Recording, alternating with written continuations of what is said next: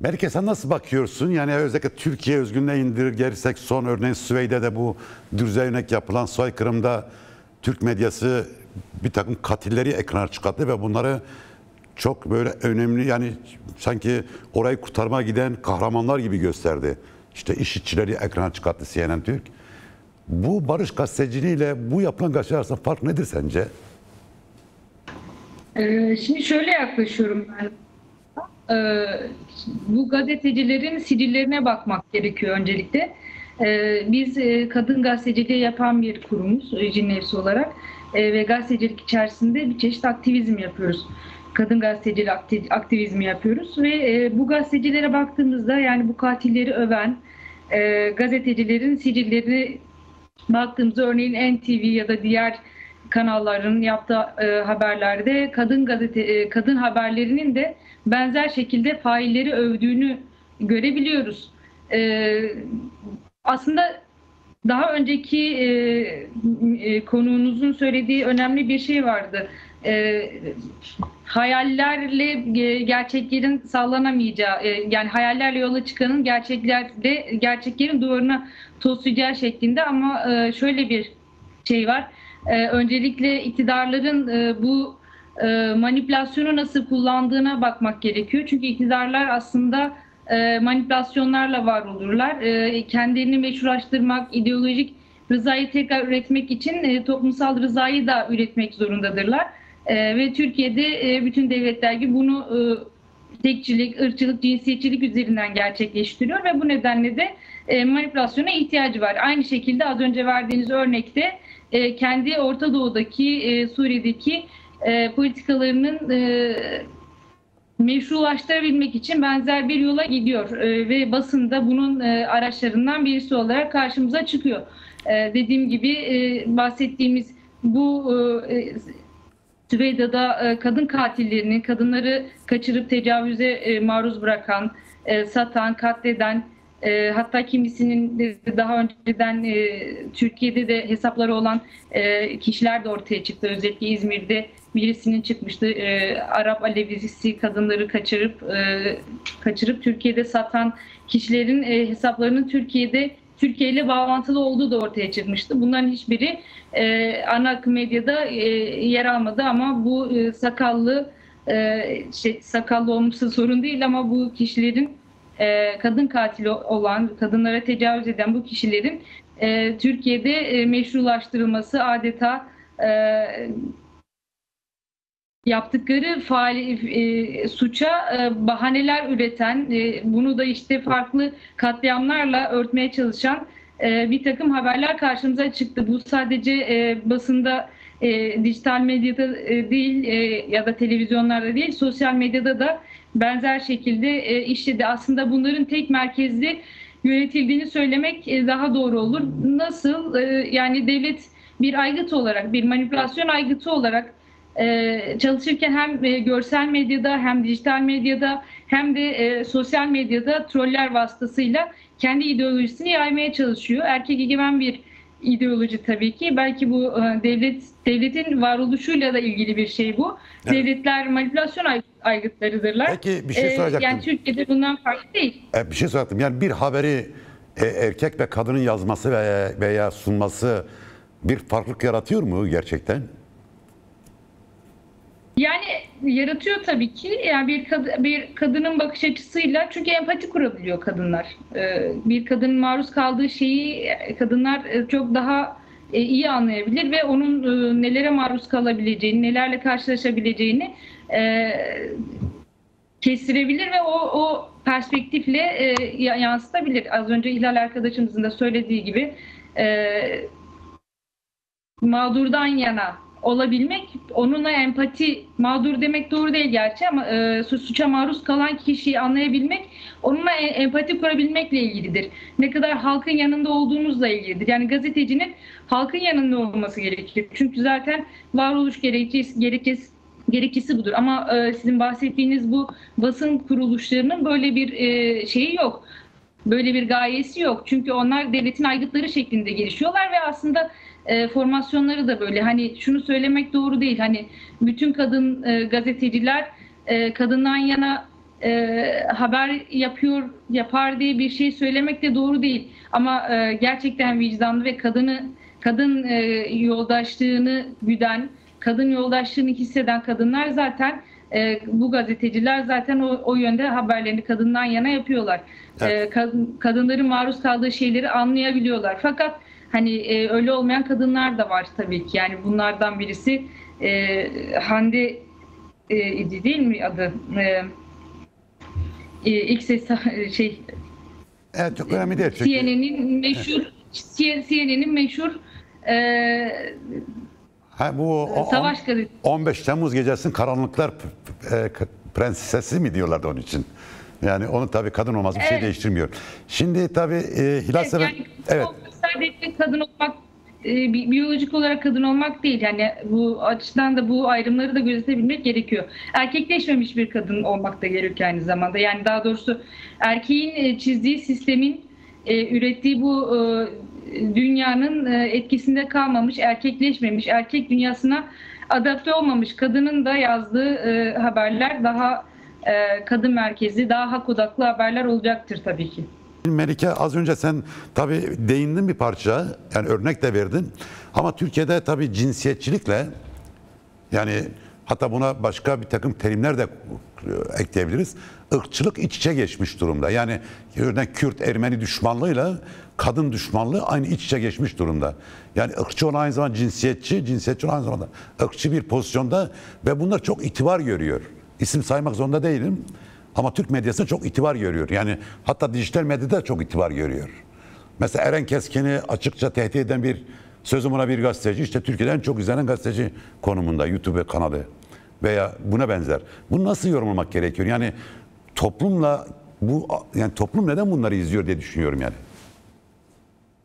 Aslında şöyle bir şey var, yani topluma ne kadar ulaşabiliyoruzla ilgili, bizim ne kadar ulaşabiliyor olduğumuzla ilgili bir sorun var. Yani bu kişiler tabii ki binlerce takipçisi var.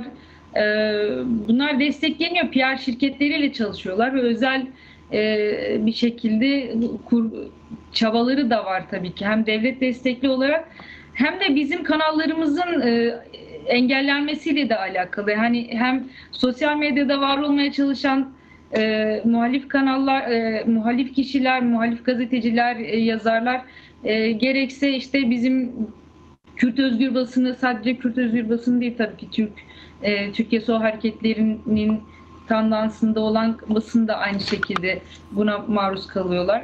İşte Sendika.org'un kaçıncı sitesi, işte 69'dan sonra ben orada hatırlıyorum ama daha fazla. Yani ama en çok da Kürt özgür basını buna maruz kalıyor. Yani bizim aslında onların bu kadar çok kişiye ulaşabilmesinin altında yatan şey bizim diğer o insanlara ulaşamıyor olmamızla alakalı bir şey. Yani yurt dışından yayın yapıyorsunuz mesela ama bu Türkiye'de bunun izlenebilmesi çok zor.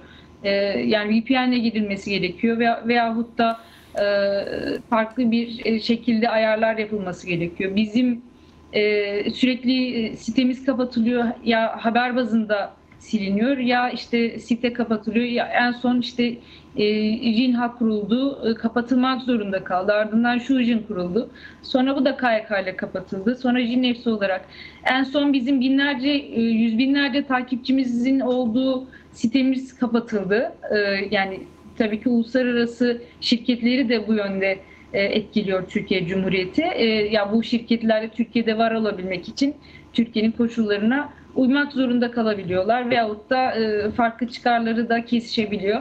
Yani bunlar farklı bir tartışma konusu ama en nihayetinde bunun şeyini biz yaşıyoruz. Sonuçlarını bizler yaşıyoruz. Yüz binlerce takipçimiz olan sitemiz kapatıldı ve şimdi yeniden işte 1000 kişi, o 2000 kişi gıdım gıdım ilerlemeye çalışıyoruz. Yani evet, eski takipçilerimize tekrardan ulaşabiliriz ama bu çok zaman alıyor.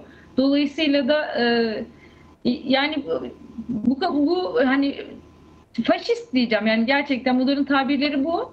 Faşist, erkek egemen, iktidarın halkın değil iktidar için çalışan ve çoğunun da kişisel çıkarları da ortaya çıkıyor ama bunlar aslında hani ülkeyi bölüşenler aynı zamanda. Bunların bu kadar çok takipçiye sahip olmasının Temel nedeni dediğim gibi bizlerin insanlara, halka ulaşamamız, bu kanallarımızın kesilmesi ve bu kişilerin çok olağan dışı, olağanüstü imkanlara sahip olması tabii ki. Çünkü onların önü açılıyor.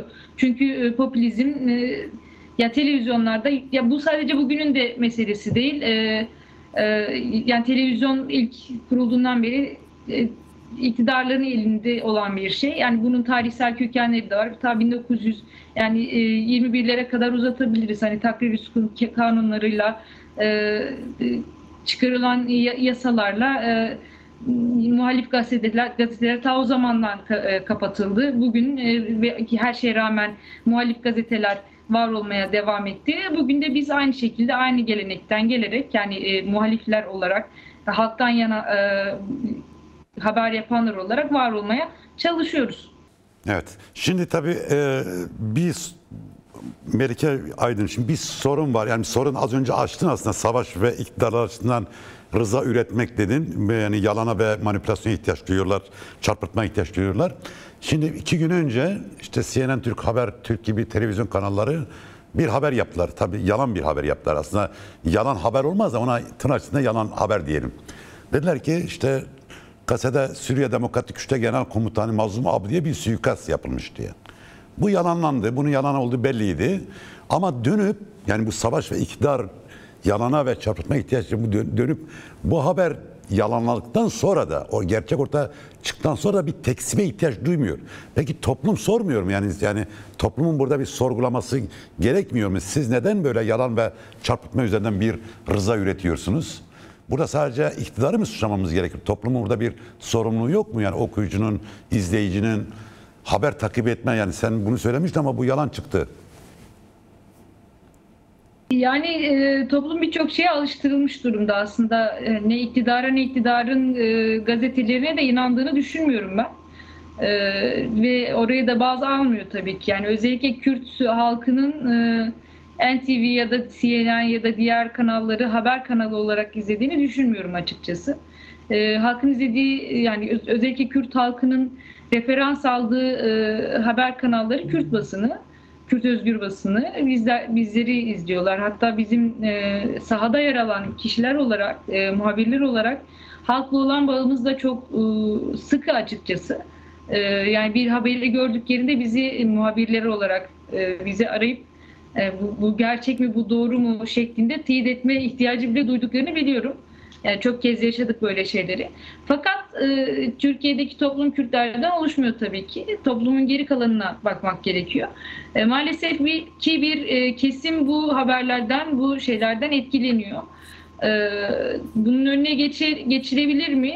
Özellikle burada Türkiye Sol hareketlerinin, o tandanslı, en azından gazetelerin gerçek muhalif, yani Türkiye'nin muhalif kanadını temsil eden basın yayın organlarının bu insanlara ulaşabilmesi gerekiyor. Yani asıl gazeteciliği yapanların diyelim, daha doğrusu işte az önce tarif edildi bolca.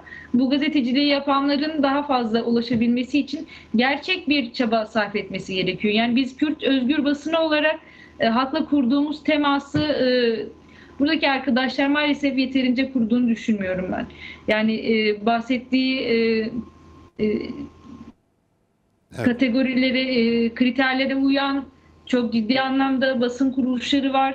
Fakat bu basın kuruluşları bizim halka temasımız kadar sıkı bir teması maalesef ki yok. O yüzden de Türkiye halklarının bize zaten yaklaşımları terör basını şeklinde olduğu için yani ancak biz yani bu da kırılıyor aslında. Hani şu anda benim iktidarın yalan veya çarpıtmak üzerinden ve de egemen medyan diyelim, Türk medyasını neyse artık üretmeye çalıştığı, kullandığı değil. İşte Kürtleri kategorize eden terör, işte katil, bebek katili, bilmem ne benzeri şeyler, bölücü, terörist. Evet. Bu değil. Kürtlerde nasıl bir tepkiye yol açıyor? Yani tamam, Türklerde başka bir konsolidasyona yol açıyor kesin. Orada bir ön yargı yaratıyor. Kürtlere karşı bir nefret oluşturuyor, biriktiriyor. Ama Kürtlerde nasıl bir tepkiye yol açıyor sence? Sokakta sizden konuşulan insanlar Türk medyasının dilini nasıl karşılıyor? Şu anda devam eden bir süreç var.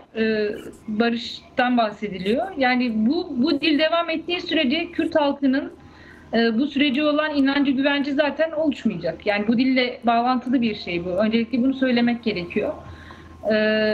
Öte yandan yani bu dil Kürt halkı zaten Kürt halkının dediğim gibi az önce de söyledim yani Kürt halkı basındaki yani ana akım medyanın basınına güvenmiyor zaten. Sosyal medyada da görse, televizyonda da izlese, internet basınında da, online basında da görse bu tür şeylere inanmıyor zaten. Dediğim gibi illaki bizim basınımızı, yani bizim Kürt Özgür basınını takip ediyor, oradan teyit etmeye çalışıyor. Ama onun dışında dediğim gibi yani Kürt halkının takip ettiği basın biziz. Gerçekten de ve bu nedenle de belki biraz da yani Türkiye'deki en örgütlü halkın Kürt halkı olduğu söylenir ve bu aslında biraz da bizim sayemizdedir. Çünkü biz onlara gerçekten hakikati söylüyoruz. Evet. Yani iktidarın söylediği manipülasyonlardan etkilenmiyorlar. Çünkü gerçeğin ne olduğunu bizden dinliyorlar. Dolayısıyla ama bu şekilde işte Türkiye'nin geri kalanına da ulaşabilmek gerekiyor. Dediğim gibi bu barıştan bahsediyoruz. İşte az önce Mazlum Abdi'nin katledildiğine dair bir haber çıktı. Bunu daha sonra bunu böyle olmadığı ortaya çıktı ama belki de halkın çoğu bunu izlemiyordu bile yani. Ciddiye almıyordu. Daha doğrusu konuyla ilgili değil. Yani halkın haber izleme yani Türkiye'deki Türk halkının özellikle haber izleme, haber takip etme, haberin devamında da ne olduğunu merak etme gibi bir zaten alışkanlığı yok ki. Hani Türkiye Cumhuriyeti kurulduğundan beri Türk halkının bu manipülasyonla hani siz benimle de olsa devletim var, benimle de olsa beni yönetenler zaten benim hakkımda en iyisini zaten biliyor. Dolayısıyla da hani bir devlet baba imajı var, bir erkek devlet ve o devlet babanın imajı altında söyledikleri, yaptıkları her şeyin doğru olduğuna inanıyor ve habere bakmak gereği de duymuyor. Hani Mazlum Abdi'nin öldüğünü okudu mu acaba? Okuduysa ne kadar onun kim olduğunu biliyor. Türkiye için ya da işte Orta Doğu için ne kadar önemli olduğunu biliyor. Bunu veren bir tane kanal vardı yanlış hatırlamıyorsam öldüğünü gösteren. İşte bunu izleyen oranı neydi? Yani bunu neden yayınladı? Devlet böyle bir haberin yayınlanmasını neden istedi? Ben burada devlet diyorum çünkü bunu yayınlanmasını isteyen devletin kendisiydi. Yani devlet dinamiklerinin kendisiydi. Tabii durup Dolayısıyla buraya CNN bakmak Türk gerekiyor belki de. Neden evet. böyle bir manipülasyona ihtiyaç duydu? Evet. Tabii durup dururken CNN Türk böyle büyük bir yalan atmaz. Yani onlar büyük yalan attıkları zaman mutlaka bir yerden şey arıyorlar. Nedir? Artık talimat arıyor. Evet de bu bilinen bir şey. Şimdi biraz da zamanımız daralıyor. Melike sen de birkaç şey söyle bu dijital medyada kendimizi nasıl koruruz? Tecrübe olarak, kişi olarak ne yapmamız gerekiyor? Böylelikle programı toparlayıp kapatalım. Dijital medyada öncelikle gerçekten haber veren kaynakların takip edilmesi gerekir. Bazı kuruluşlar var. Bunlar haberin gerçekten kaynağını teyit eden, araştıran kuruluşlar var. Bunlar takip edilebilir. Ve birden fazla kaynağa bakılabilir. Özellikle bir konu eğer uluslararası bir konuysa eğer artık olanaklar çok yoğun. Yani internette çeviri programları çok iyi çalışıyor yapay zeka ile beraber. Uluslararası bir konuysa hani dış basınla ilgili bir konuysa bu konu diğer kaynaklardan da uluslararası kaynaklardan da araştırılabilir. İşte bazı kaynaklar var. Bunlar takip edilebilir dijital medyada. En önemli şey bence bu dijital medyada manipülasyona maruz kalmamak için. Bunu diyebilirim ben. Onun dışında evet. Troll hesaplar takip edilmemeli. Bunun dışında sosyal medyada bir takım haber siteleri ortaya çıktılar.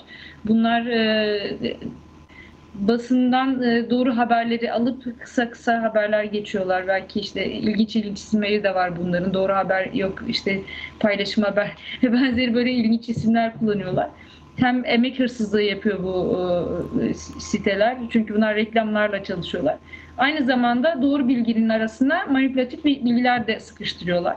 Bu kısa kısa haberler veren, haber sitelerine ait olmayan haber merkezlerinin paylaşılmaması gerektiğini özellikle altını çizmek istiyorum. Çünkü bunlar dediğim gibi 3 tane haberi doğru yayınlıyorsa işte 3. Dünya bilmem ne diye isimleri olan şeyler var.